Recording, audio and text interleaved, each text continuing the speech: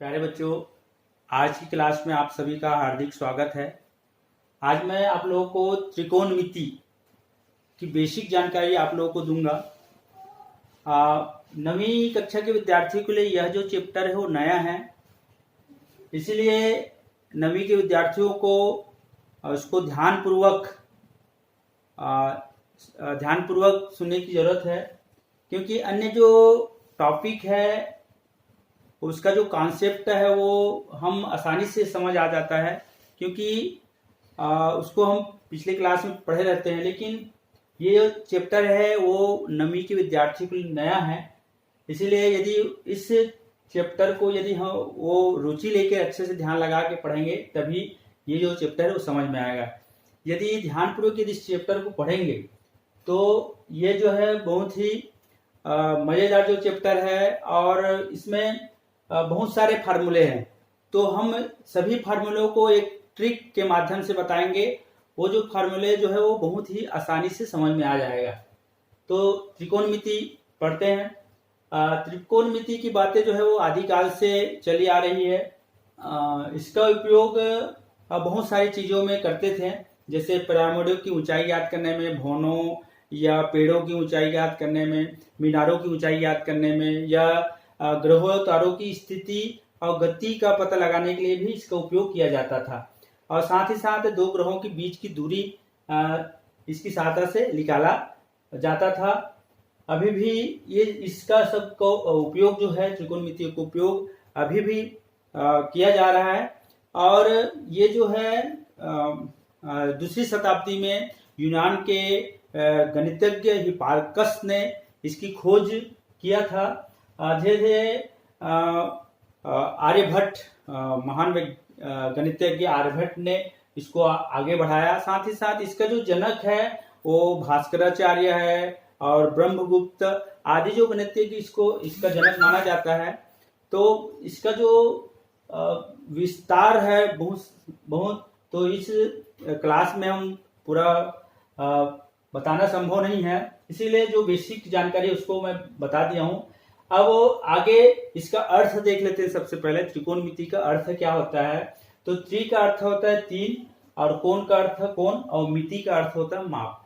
त्रिकोण जानते हो, ऐसी आकृति जिसमें तीन कोण होती है वो त्रिभुज कहलाती है। तो त्रिकोणमिति का अर्थ हुआ त्रिभुज का अध्ययन करना ही त्रिकोणमिति कहलाता है। अब क्योंकि त्रिभुज में कोण भी होती है, भुजाएं भी होती है, तो त्रिभुज की भुजाओं और कोणों के बारे में अध्ययन करना, दो भुजाओं के बीच में क्या संबंध होता है, दो कोणों के बीच में क्या संबंध होता है, भुजा और कोणों के बीच में क्या संबंध होता है, आदि जो है ये त्रिकोणमिति में हम पढ़ेंगे। तो त्रिकोणमिति, अब यहाँ पे त्रिभुज की बात हो रही है, तो बहुत सारे त्रिभुज हम पढ़े हैं। समकोण त्रिभुज है, न्यून कोण त्रिभुज है, अधिक कोण त्रिभुज है। तो इन सभी त्रिभुजों में कौन सा त्रिभुज हम ले, तो यहाँ पे हम एक समकोण त्रिभुज इसमें लेते हैं।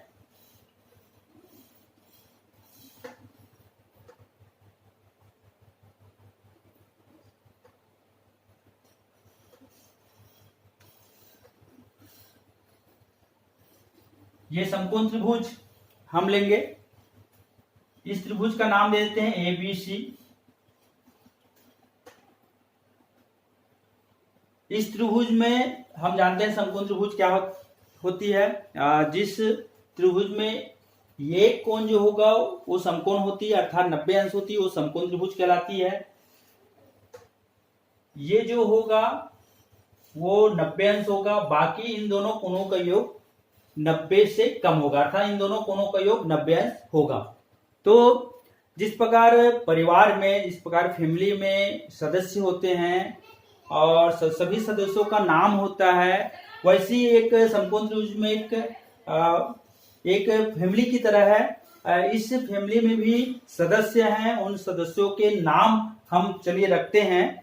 तो सबसे पहले इस सदस्य का नाम रखते हैं, इस कोण का नाम बी का नाम रखते हैं। तो बी चूंकि इस कोण 90 अंश है यहाँ पे, तो इसका नाम समकोण देते हैं, अर्थात यहाँ पे 90 अंश यहाँ पे इसका नाम दे देते हैं, 90 अंश होगा। अब ये वाली कोण का नाम, कोण सी का नाम दे देते हैं, चलिए इसका नाम दे देते हैं थीटा। चलिए इसका भी नाम हम दे दिए, सबका नाम हम रख रहे हैं। और ये जो ये कोण है इसका नाम हम नहीं रखते, ये बेनाम है समझो। अब ये कोणों का नाम हो गया।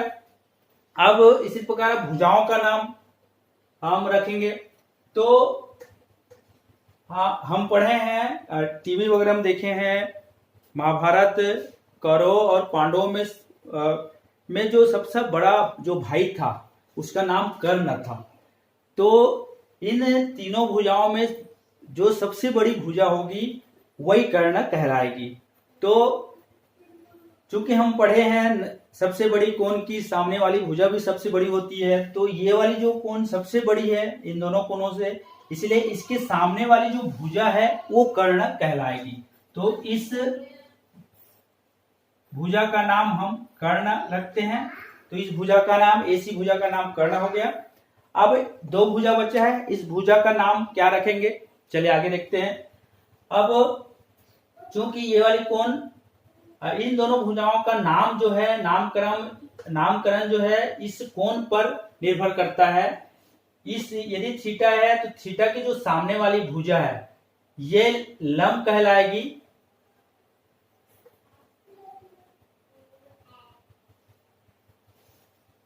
और ये जो भुजा है ये आसन्न भुजा कहलाती है, या संलग्न भुजा बोलते हैं, या इसी को आधार बोला जाता है। तो यहाँ पे इसको बोलेंगे आसन्न भुजा,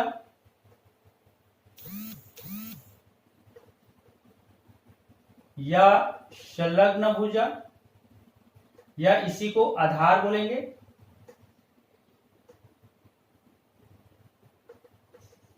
संलग्न।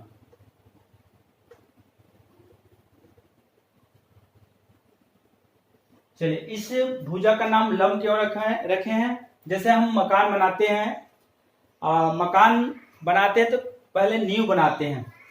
नींव मतलब जिस पर हमको कॉलम खड़ा करना है, खंभा खड़ा करना है, जिस पर वो आधार होता है उसी को बेस बोलते हैं, इसी इंग्लिश में बेस बोला जाता है। और जो खड़ा होता है, नींव जो खड़ा होता है, जो कॉलम खड़ा होता है वो लंब होता है। तो यहाँ पे ये जो भुजा है, ए बी भुजा है वो लंब होगा, और बी सी जो भुजा है वो आधार होगा।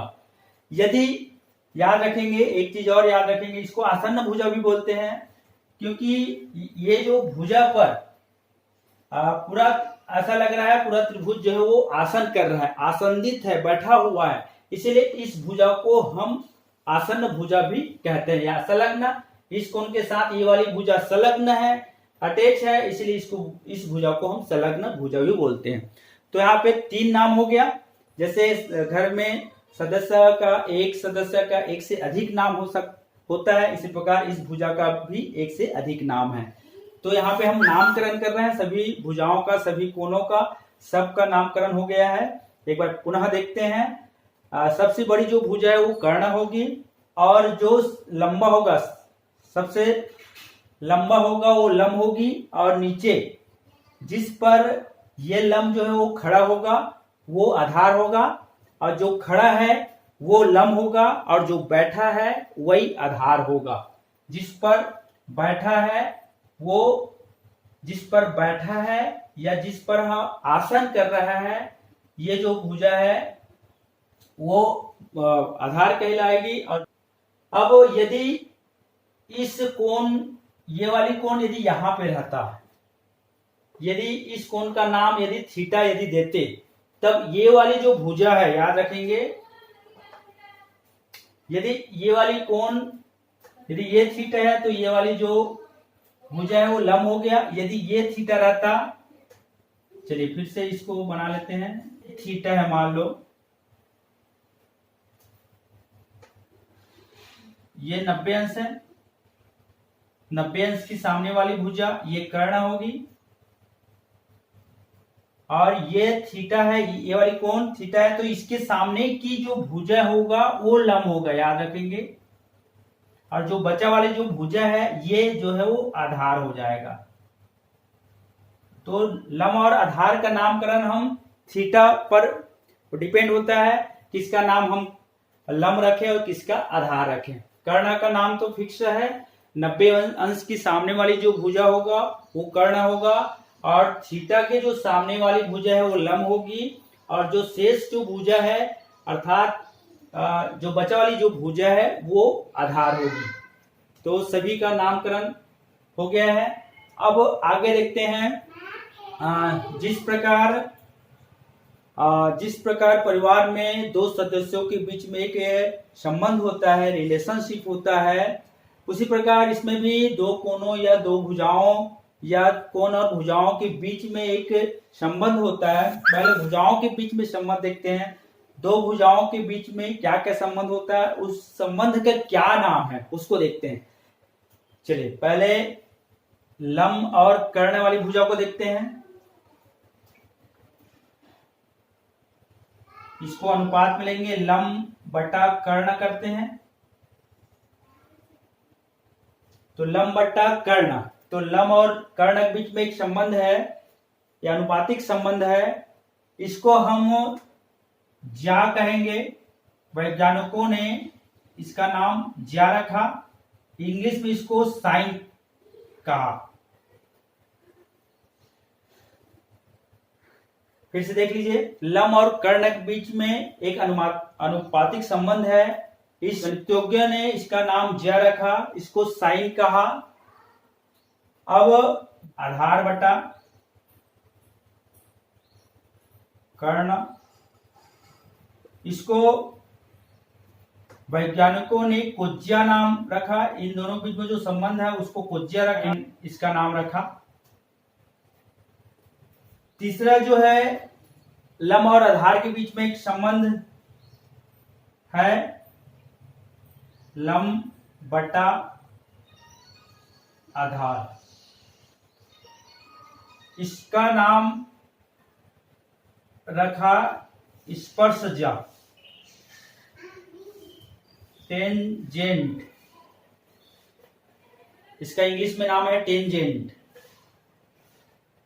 अब पहले तो हिंदी नाम था, इसका इंग्लिश नाम रखा, तो इंग्लिश का नाम भी बोलने में हिंदी नाम तो बोलने में उटपटांग लगा, बोलने में कठिनाई महसूस हुआ, तो इसका इंग्लिश नाम रखा। इस इंग्लिश नाम भी थोड़ा लंबा लगा, कठिनाई हुई बोलने में, तो इसका और शार्ट नाम रखा। तो साइन को हम केवल साइन लिखे, जैसे इस कोण के लिए थीटा कोण के लिए है तो इसको साइन थीटा नाम दिए। कोज्या का नाम केवल कॉस रखे, कॉस थीटा हो गया। लम बटा आधार, स्पर्शज्या का नाम केवल टेन रखें, टेन। इस कोण के लिए ले रहे हैं तो यहाँ पे थीटा हम रखें। तो जिस प्रकार परिवार में दो सदस्यों के बीच में एक संबंध होता है, वैसी इसमें भी दो भुजाओं के बीच में एक संबंध है, एक रिलेशनशिप है। जैसे लम और कर्ण दोनों भुजाओं के बीच में एक अनुपातिक संबंध है, उसको साइन नाम दिया, इसको इंग्लिश में साइन कहा गया, और शॉर्टकट में फिर यहाँ पे ई को हटा दिया गया, साइन नाम दिया गया, इसको हिंदी में ज्या बोलेंगे, ज्या बोला गया। आधार और कर्ण के बीच में एक संबंध, उस संबंध का नाम कोज्या रखा गया, इसको इंग्लिश में कोसाइन नाम दिया गया, इसको शॉर्टकट में कॉस कहा गया। लम और आधार के बीच में एक संबंध स्थापित किया गया, इसका नाम स्पर्शज्या, पहले हिंदी में रखा गया स्पर्शज्या, फिर उसको इंग्लिश में इसका नाम दिया गया टेंजेंट, शॉर्ट नाम इसका टेन है, टेन थीटा हो जाएगा। तो यहाँ पे इसी को बोला जाता है, चूंकि अनुपात के रूप में है, इसको बोलते हैं त्रिकोणमितीय अनुपात,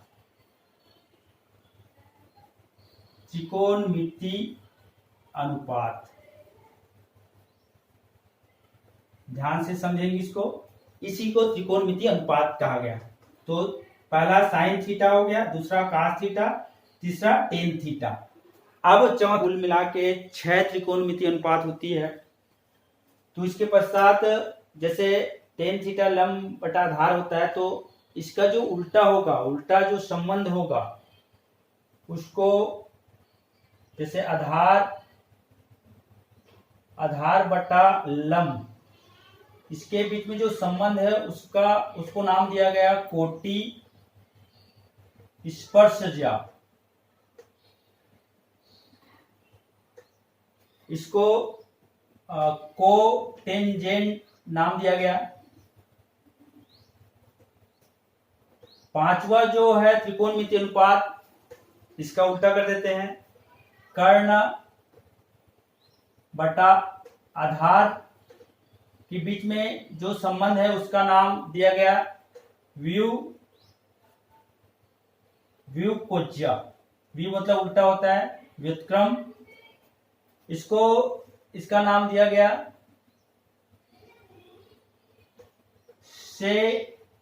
सेकेंड। छठवा जो होगा ये इसका उल्टा होगा, कर्ण बट्टा लंब।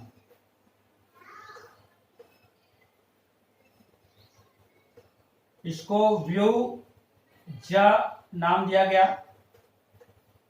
कोसेकेंड, इसको इंग्लिश में बोला गया।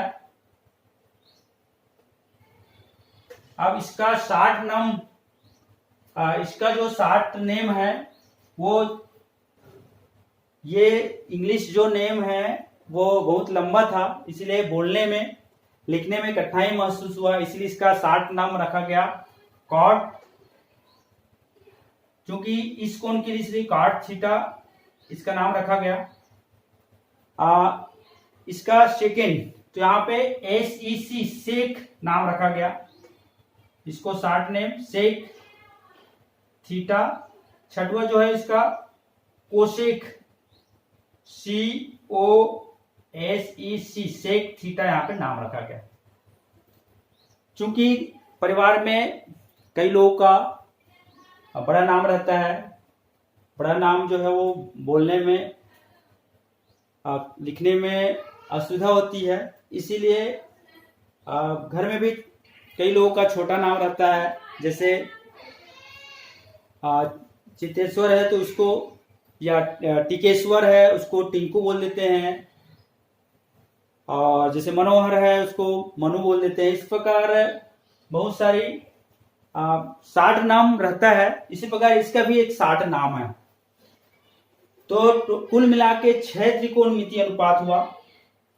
देख लेते हैं, साइन थीटा लंब बटा कर्ण, कार थीटा बराबर आधार बटा कर्ण, टेन थीटा बराबर लंब बटा आधार, कार थीटा बराबर आधार बटा लंब, सेक थीटा बराबर कर्ण बटा आधार, कोसेक थीटा बराबर कर्ण बटा लंब। तो अब इस 6 त्रिकोणमितीय अनुपात को हमको याद करनी है, तो किस प्रकार हम याद करें? तो शुरू में बताया था, सभी जितना भी हम फार्मूला पढ़ेंगे, सूत्र पढ़ेंगे, सबका ट्रिक्स है, इसमें आपको घबराने की आवश्यकता नहीं है। तो इंग्लिश में भी है, हिंदी में बता रहा हूं मैं। जैसे एल का ला होता है, इसको एल को ला से डिनोट कर देते हैं। चलिए यहां पे लिख देते हैं। कर्ण को के से हम दर्शाते हैं, आधार को ए से और कर्ण को के से। इस प्रकार लंब को एल से, आधार को ए से। तो क्या प्राप्त हुआ? ऊपर का पहले देखते हैं, अंश का एल ए एल लाल हो गया, बटा के, तो के ये हो गया कक्का, लाल बटा कक्का। आप इसको बहुत पहले से ये जो है फार्मूला चली आ रही है, लाल बटा कक्का याद रखेंगे। एल बटा के अर्थात लंब बटा कर्ण हो जाएगा, पहला त्रिकोणमितीय अनुपात लंब बटा कर्ण, दूसरा आधार बटा कर्ण होगा, तीसरा लंब बटा आधार होगा। अब चौथा क्या होगा? अब इसको उल्टा कर देते हैं,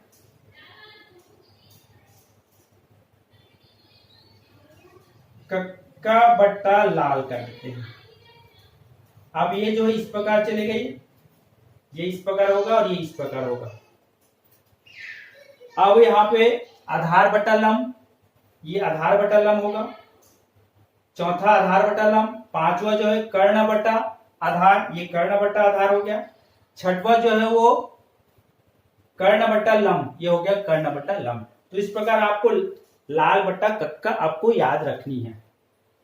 तो अब यहाँ पे समस्या ये आती है कि हमको क्रम कैसे याद करें। ये तो याद हो जाएगा लाल बट्टा कक्का, लेकिन अब हमको क्रम याद रखनी है। तो पहला साइन, दूसरा काश, तीसरा टेन, चौथा जो है वो काट, तीसरा पांचवा जो है वो शेक, छठवा जो है वो कोशेक।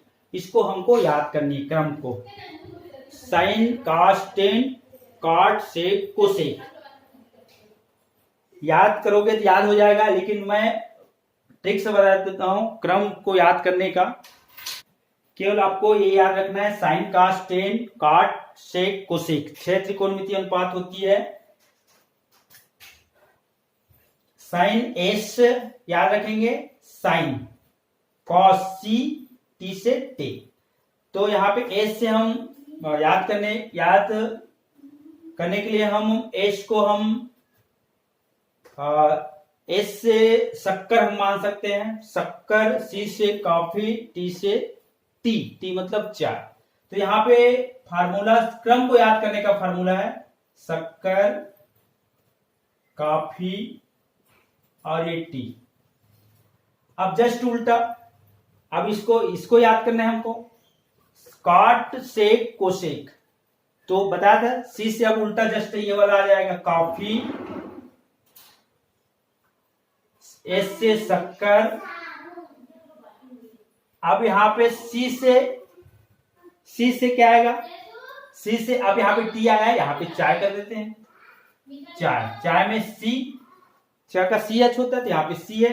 तो ये क्रम को याद करने का फार्मूला है। ये पहला, ये दूसरा, ये तीसरा, ये चौथा, ये पांचवा और ये छठवा। याद रखना, शक्कर, काफी, टी, काफी, शक्कर, चाय। तो क्रम को याद करने का ये फार्मूला एक है, मैंने बनाया हूं उसको। इसमें ये जो है कभी कहीं भी पुस्तक से नहीं मिलेगा, ये तो बहुत पहले से चली आ रही है। तो याद रखेंगे साइन, काश, टेन, काट, शेक, कोशेक। ये फार्मूला, ये क्रम जो है याद करना है। अगर याद नहीं आ रहा है तो शक्कर, काफी, टी, काफी, शक्कर, चाय, ये आप याद कर सकते हैं। और लाल बट्टा कक्का को आपको भूलना नहीं है। तो ये जो वीडियो और आगे इन दोनों के बीच में क्या संबंध होता है, कौन कौन सा उल्टा होता है, उसको मैं आगे की क्लास में बताऊंगा। आज बताऊंगा तो ये वीडियो जो है बहुत लंबा हो जाएगा, इसलिए आज नहीं बता रहा हूं। आज की क्लास बस इतना। आप सभी का बहुत बहुत धन्यवाद।